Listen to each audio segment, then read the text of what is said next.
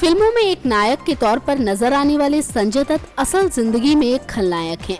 ये तथ्य तब ज्यादा तूल पकड़ता है जब संजय दत्त और माधुरी दीक्षित की प्रेम कहानी याद आती है।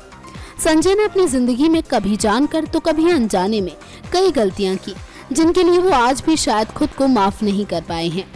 आपको याद होगा कि साल 1990 के दशक में रुपहले पर्दे पर संजय और माधुरी की जोड़ी ने खूब धूम मचाई थी।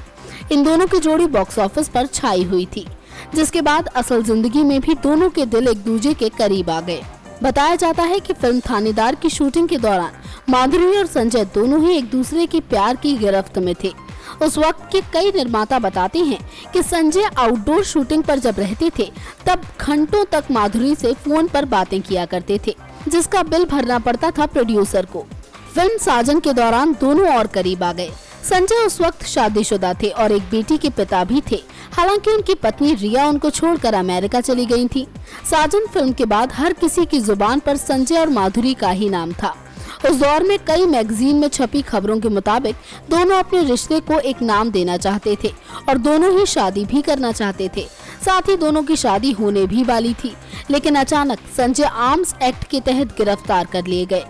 इसके 2 महीने के बाद 5 जून 1993 में फिल्म खलनायक रिलीज हुई, जो बहुत बड़ी हिट साबित हुई।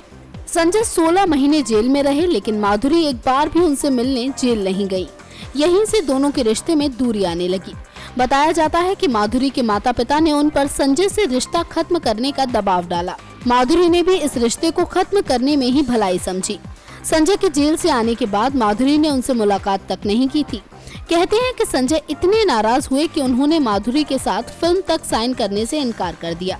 इस तरह दोनों की प्रेम कहानी का अंत हो गया। कुछ सालों बाद माधुरी ने अमेरिका के डॉक्टर श्रीराम नैने से शादी कर ली और आज उनके 2 बेटे हैं।